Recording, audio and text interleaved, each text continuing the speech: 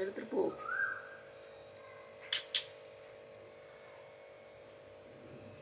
ஏய்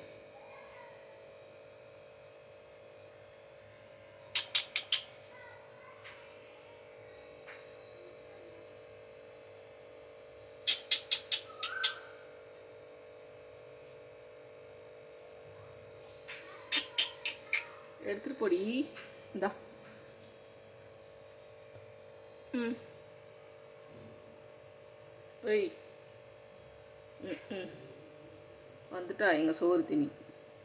இப்படி ஃபஸ்ட்டு தோசையை ஊற்றி இட்டு போடுறான்னா இவன் எங்கள் வீட்டு சோறு திணி. இவளுக்கு சாதம் வைக்கலன்ட்டு இப்படி தான் தோசையெல்லாம் கழிச்சு போட்டு போவாள் பாருங்க. அதுக்கு முன்னே வந்து கொத்தி தூக்கிட்டு போச்சு பாருங்க. அதான் டிஃபன் பிரியரு. இதுக்கு வந்து சாப்பாடு வேணும். இப்போ அதுக்கு வந்து தூக்கிங்க பாருங்க. எல்லாத்தையும் இழுத்து தட்டையை காலி பண்ணிட்டான். ஏய் எடுத்துட்டு போயிடு, நான் அடி பின்னிடுவா சொல்லிட்டேன்.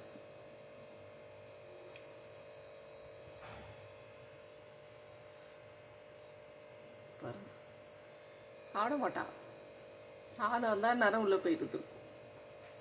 எங்கள் வீட்டுக்கு எங்கள் லஞ்சு எங்கள் கிச்சனுக்கு 2 ஒன்று டிஃபன் சாப்பிடும், ஒன்று சாப்பாடு சாப்பிடும். இது சாப்பாடு பிரியுது.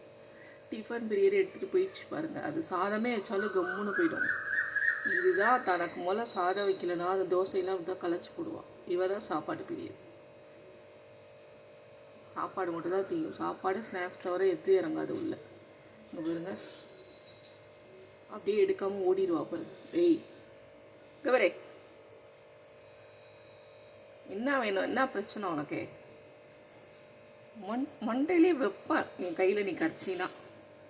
2 நங்குன்னு ஆளப்பாரு.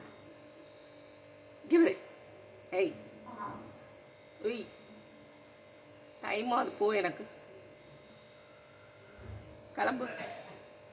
கிளம்பு நீ. சாப்பிட வந்து உட்காந்துருக்குது. ஆளப்பாரு.